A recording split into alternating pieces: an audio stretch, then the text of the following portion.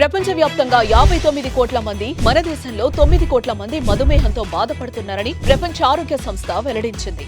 ప్రతి 7గురిలో ఒకరు డయాబెటిస్ తో బాధపడుతున్నారు. భవిష్యత్తులో ప్రతి 7గురిలో 4 అయ్యే అంచనా. డయాబెటిస్ మీద పూర్తి అవగాహన అందించి డయాబెటిస్ నుంచి తెలుగు ప్రజలను కాపాడే ప్రయత్నం చేస్తోంది సుమన్ టీవీ.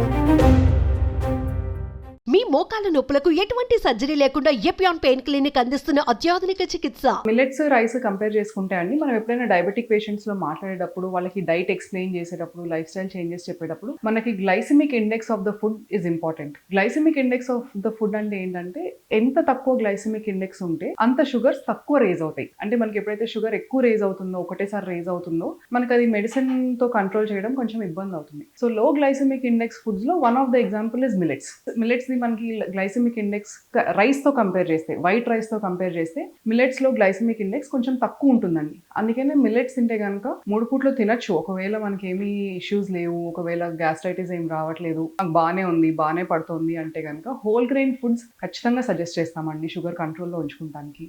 మిల్లెట్స్ లాగా మనకి హోల్ గ్రెయిన్ ఫుడ్స్, రాగులు, సజ్జలు, జొన్నలు, ఇవన్నీ రైస్ తో కంపేర్ చేస్తే వీటి గ్లైసిమిక్ ఇండెక్స్ కొంచెం తక్కువ ఉంటుంది. Any whole grain foods suggest చేస్తామండి డయాబెటీస్ కంట్రోల్లో ఉండడానికి. ఇవన్నీ మన పాతకాలం ఫుడ్స్, పాతకాలంలో మన ముందు జనరేషన్ అన్ని తిని మనం చూస్తానే ఉండొచ్చు. ఆ జనరేషన్ లో మనకు అసలు షుగర్, బీపీ అనేది చాలా తక్కువ మందిలో చూసేవాళ్ళం. ఎందుకు ఈ రైస్, ఈ పాలిష్డ్ ఫుడ్స్ ఇవన్నీ తినేది ఈ కాలం generation. So when we say food control, food changes in diabetes, ఖచ్చితంగా రైస్ అవాయిడ్ చేయమని, ఎస్పెషల్లీ వైట్ రైస్ అవాయిడ్ చేయమని చెప్తాము.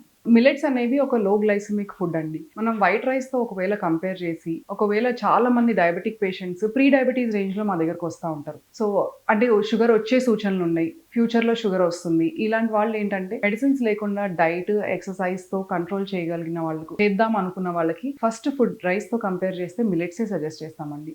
గ్లైసిమిక్ ఇండెక్స్ అనే ఒక ఇండెక్స్ ద్వారా మనం ఒక ఫుడ్ షుగర్ పేషెంట్స్ లో మంచిదా కాదా అనేది డిసైడ్ చేస్తాం. సో మనం రైస్ తో కంపేర్ చేస్తే మనకి మిల్లెట్స్ అనేవి లో గ్లైసిమిక్ ఇండెక్స్ ఫుడ్స్. లో గ్లైసిమిక్ ఇండెక్స్ ఫుడ్స్ అంటే దీని మూలంగా మన షుగర్స్ పెద్దగా పెరగవు అనుకున్నప్పుడు మనకి డయాబెటీస్ రిస్క్ కూడా కొంచెం తక్కువ ఉంటుంది. సో దాంట్లో ఒక వెరైటీ మిల్లెట్స్ అండి.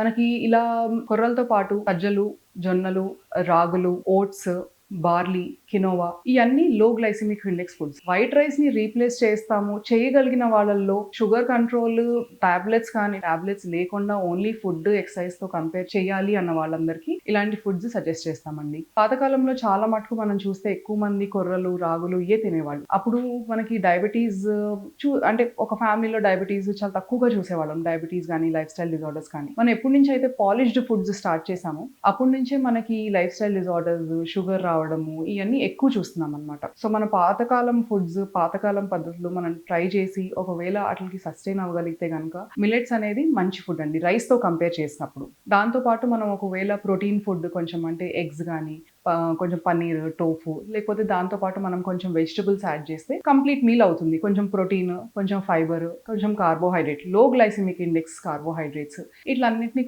కలిపి చేస్తే కనుక మనకు ఒక ప్రాపర్ మీల్ అనేది డయాబెటిక్ ఫుడ్స్ కి అవుతుంది అనమాట.